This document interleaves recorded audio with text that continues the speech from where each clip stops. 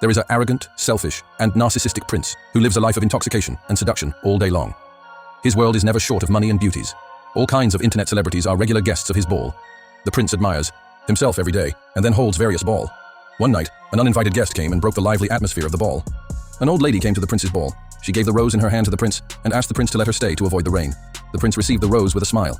Not only did he mock the old lady for being ugly, but also, reluctantly, threw away the rose in his hand. Looking at the arrogant, selfish prince, the old lady was a little angry. She advised the prince not to be too fickle.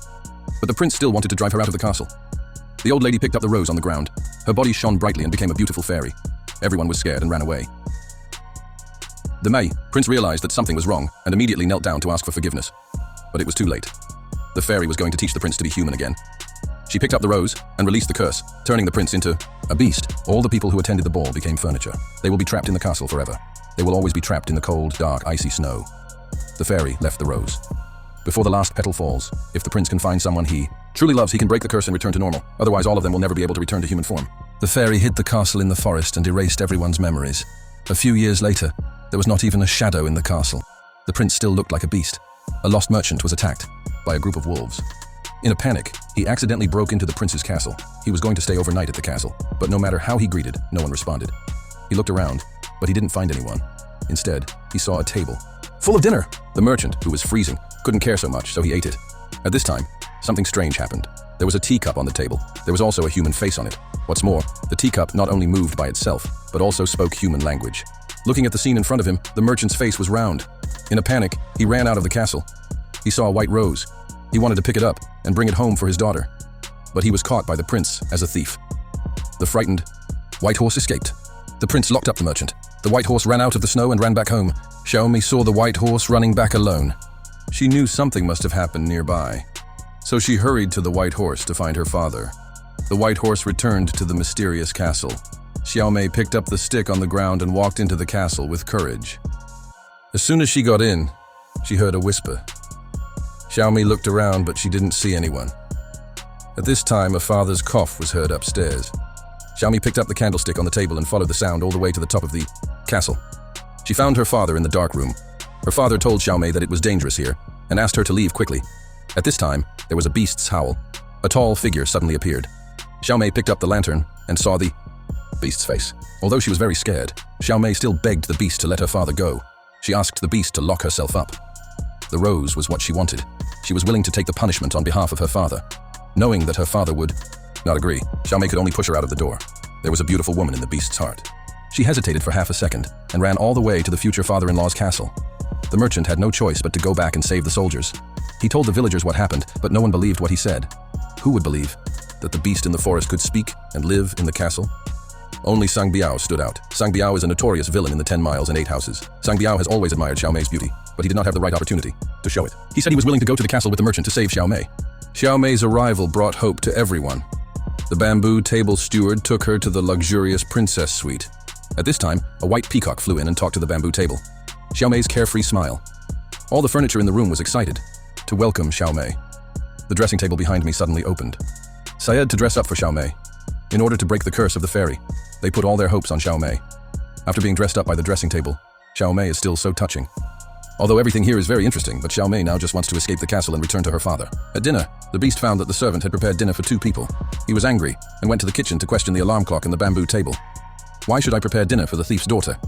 Under the constant explanation of the bamboo table and the alarm clock, the beast gradually calmed down.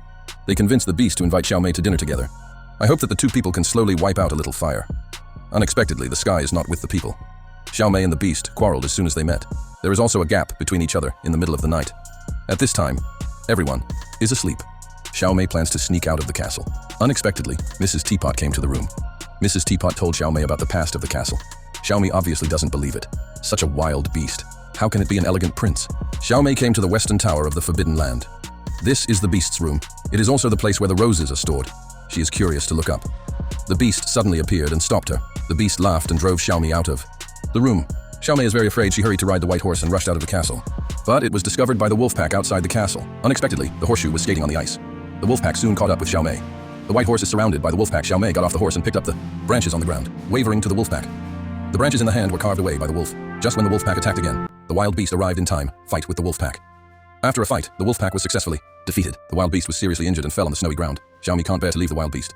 She put the wild beast on the horse's back and sent it back to the castle, and stayed to take care of her. However, the wild beast is still a temper make people unable to approach. In the process of getting along, Xiaomei also has a deeper understanding of the wild beast. When the wild beast was young, mother died of serious illness. She has been lacking maternal love since childhood, growing up with a cold and heartless father, affected by her father. The character also began to be grumpy. The wild beast appears to be proud and indifferent, but she also has a brave and kind side. Xiaomei began to feel pity for the wild beast, so I decided to stay and take care of the sick. She is no longer afraid of the wild beast. The two of them went to school together, to eat and fight. The castle is full of laughter again. The relationship between the two has also begun to be intimate. Have a good feeling for each other. Xiaomei misses her long-lost father very much.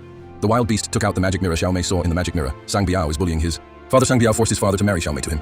But how could his father agree? Sang Biao was angry and ready to send him to the mental hospital. Seeing that his father was in danger, Xiaomei is very anxious, want to save her father. But this time the wild beast did not stop her. Knowing that Xiaomei will not return, she let Xiaomei take the magic mirror and leave the castle. Obviously she has fallen in love with Xiaomei. She doesn't want to see Xiaomei stay in the castle, so she chose to let Xiaomei leave. The wild beast climbed to the top of the tower.